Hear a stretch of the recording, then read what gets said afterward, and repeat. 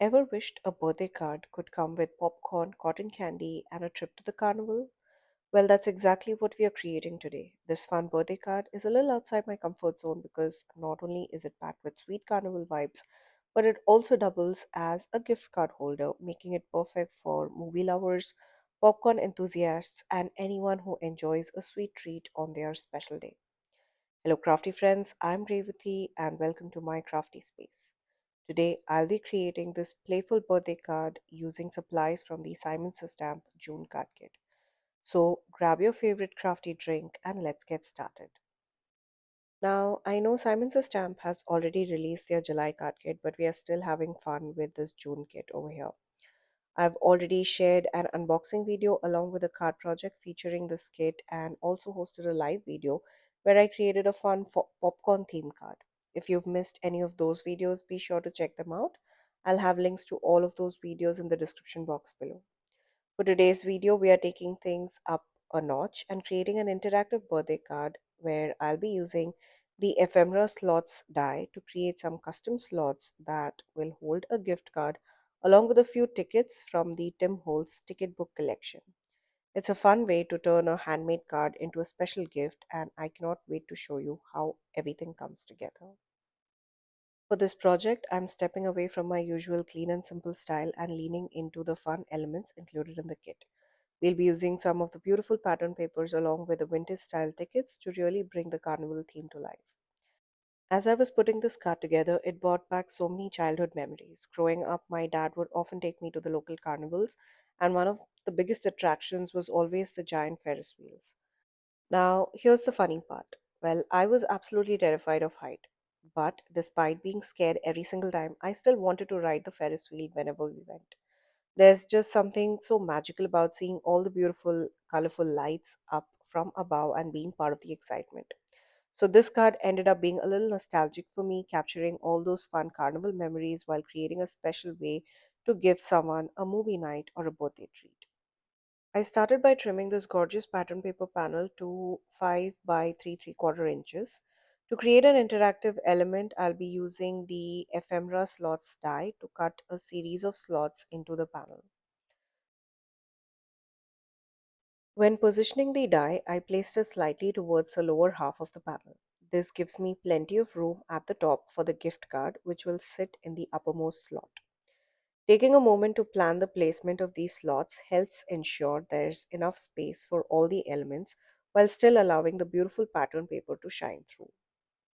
Once the die cutting was done, you can see that these slots are surprisingly big enough. They are wide enough to hold small die cut pieces, decorative tickets, and even a standard gift card, making them perfect for creating the interactive design. Now, originally, I had planned to mount this panel onto a white card base to keep things simple, but as I started assembling the card, I realized this project was calling for something a little more bolder. Since we are embracing the colorful carnival theme, I decided to switch things up and use a bright red card base instead. The red really helps bring out the color in the pattern paper and adds to the festive feel of the card. Before adhering the panel to my card base, I added foam tape behind the entire slot panel. Now, this little bit of dimension creates enough space for the tickets and the gift card to slide in and out of the slots with ease. Without that extra lift, the pieces would sit too tightly against the card base and it'll be difficult to remove them. The foam tape creates just the right amount of clearance while also adding a nice layer of dimension to the finished card. After that, I carefully adhere the panel onto my red card base and you can already see the interactive element come to life. The tickets and the gift cards slide in and out of the slots so smoothly, making this a fun card to create and receive. Now, if interactive cards aren't your thing, you could absolutely adhere the tickets permanently to the panel and turn this into a standard card design. In fact, that's pretty much what you'll see me doing with most of the tickets towards the end of the project. However, I intentionally left the topmost slot empty because that's where our gift card will live. Unlike the other elements, the gift card won't be adhered down, allowing it to slide in and out easily whenever the recipient is ready to use it. I love that this design gives you the flexibility to combine decorative elements with a practical gift in all in one card. Now, before adhering those tickets in place, I wanted to bring in a few fun elements to really sell the carnival theme. After all, what's a carnival without popcorn and cotton candy? So I reached for the adorable 3D popcorn die included in the kit and created my own little popcorn box. I also went ahead and die cut the individual popcorn pieces several times so that I had plenty to work with. My plan was to scatter them throughout the design and really fill the card with those playful carnival details. I also die cut the cone for the cotton candy. Well, at that time, I didn't realize that the cardstock wasn't the best choice for this particular piece. You'll see me trying to shape the cone using a thicker cardstock that I originally cut out. And well, let's just say it was a bit of a struggle. Eventually, I switched to thinner white paper that was included in the kit. It's almost like printer paper, and that worked so much more better. The thinner paper rolled into a cone effortlessly and gave me a much cleaner result. Sometimes those little trial and error moments are all part of the creative process. Like always, I prefer to die cut my pieces from white cardstock first so that I can customize the colors later and match them perfectly for my project. For the popcorn box, I added some classic red stripes, and for the cotton candy cone, I went for a fun purple polka dot pattern. Those little details really help reinforce the carnival theme and make the elements feel a little more playful. Now, one thing I really like about this popcorn die is it has core lines etched right into the die cut piece. That makes assembly super easy. Simply fold along those lines and form the box shape and using a little liquid glue, you can secure the edges. Now for the cotton candy cone, once I switched to the thinner paper, all I had to do is roll it into that cone shape and secure the seam with a little bit of liquid glue. It came together much more easily and created the perfect little cone for our cotton candy embellishment. To give the glue a chance to set, I held the cone in place with my reverse tweezers for a moment while we moved on to the next step, which is the popcorn pieces. Now, I placed all the little die cut popcorn pieces onto my sticky mat and brought in some of that scattered straw distress oxide ink. This ink was also included in the kit. Now, rather than trying to color each piece perfectly, I simply added a light touch of yellow here and there. I wasn't aiming for complete coverage. In fact, the randomness is what makes it more realistic. Leaving some areas white while adding soft yellow shading creates a beautiful color gradient that mimics the natural look of freshly popped popcorn. It's a quick and easy way to add dimension and interest without spending a lot of time on coloring each individual piece. Now comes the fun part. Well, I decided to add some fluff to my popcorn using the new Heat and Fluff medium. Now, this little bottle contains a special fluffy paint that can be easily squeezed directly onto those little popcorn pieces.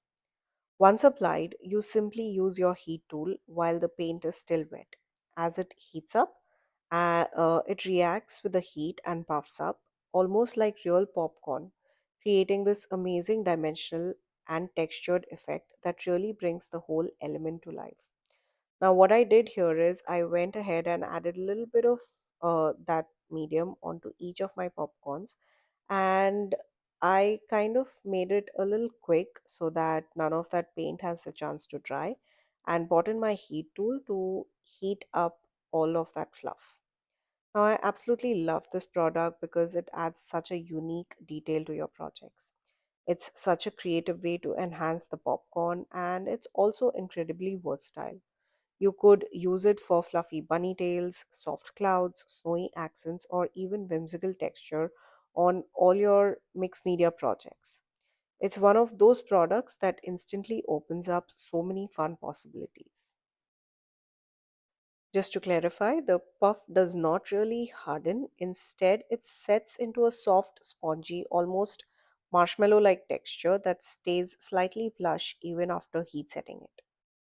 Once everything was fully heat set and cooled down, I brought all the pieces back to my sticky mat. To help balance the white of the puffed areas, I went back with the same scattered straw distress oxide ink. This helped tone down the white and tie everything together with that soft yellow popcorn tones we created earlier, giving it a more cohesive and natural look. Now, all that's left is to bring our little popcorn box to life by assembling all the little pieces. To start, I adhered the base piece inside the popcorn box using small foam squares to give it a bit of lift and dimension. Then I added a touch of glue along the edge of that base piece to help secure everything in place. Next, I began layering the popcorn pieces. Some I adhered directly onto the base, while others I popped using foam tape to create variation and extra dimension. I even placed a few popcorn pieces slightly outside the box to enhance that playful three-dimensional effect and make it feel like the popcorn is overflowing. Finally, I added the small accessory detail on the popcorn box and finished it off with a little popcorn piece right at the center for that perfect finishing touch. I absolutely love how cute and adorable it turned out. Now that our popcorn box is complete, it's time to move on to the cotton candy. Now, included in the kit are these fluffy cotton materials in pink and blue. Now, this is what I'll be using to build our cotton candy element. Now, these fluffs are really big in size, so you can simply pull out as much as you need and adhere it onto your cone using liquid glue or even hot glue. Now, to help everything stay in place, I use the back of my paintbrush to gently press and push the fluff into the cone, making sure it fills out the shape nicely and holds securely. Now, it's such a simple step, but it really brings that soft, whimsical cotton candy look to life and ties perfectly into our carnival theme. Now, initially, I had planned on using just the blue fluff, but later on decided that I will also bring in that little pink detail on our card, which I thought was absolutely adorable. With all our main elements ready, it's time to bring the card together. I started by temporarily placing the gift card and few tickets into the first two slots. This helped me figure out the best positioning for the popcorn box and the cotton candy so that everything feels balanced on the panel. Once I was happy with the placement, I went in with liquid glue and adhered both the popcorn box and the cotton candy in place.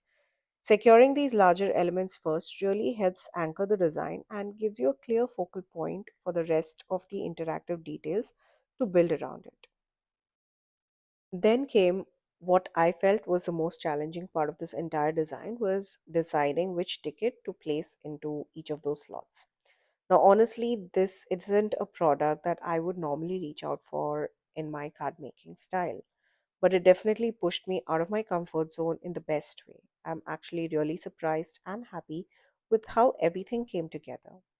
The Tim Holtz ticket stares out so easily from the book, which made the process so much more simpler. I just slipped each ticket into the slots and added a tiny bit of liquid glue at the back to lightly secure them in place. That said, you could absolutely skip the glue step if you want to keep it fully interactive. This way, the recipient can not only slide out the gift card but also pull out the tickets themselves, making the whole design even more fun and engaging.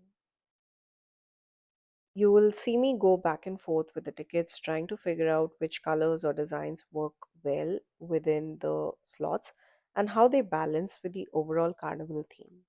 Now, once I was happy with the arrangement, I then finally added the gift card onto the top slot. And well, I have to say, I absolutely love how this card turned out. The mix of interactive elements, playful details, and nostalgic carnival vibe really brought the whole design together in such a beautiful way. Next, I stamped my sentiment that reads Sweet Fluffy Birthday Wishes onto one of the tickets using black pigment ink and then heat embossed it with clear embossing powder. This gives the sentiment a crisp, slightly raised finish, which really stands out. To enhance that vintage carnival feel, I also added a bit of brown ink blending around the edges of the ticket to distress it slightly and bring out that aged, nostalgic vibe.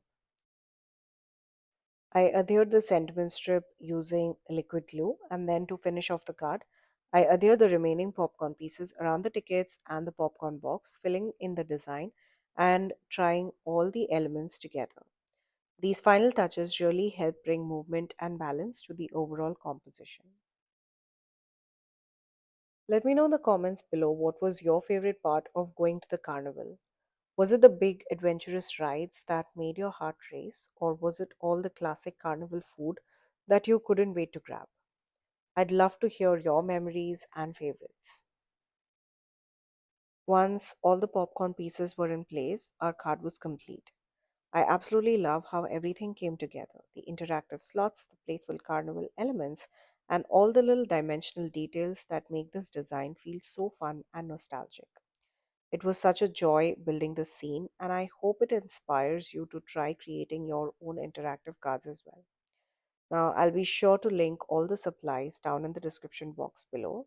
Please know that all of those supplies and links are affiliate links, which means that if you shop using one of my links, I'll get a small commission at no cost to you guys. Thank you so much for joining me today. Until next time, stay safe.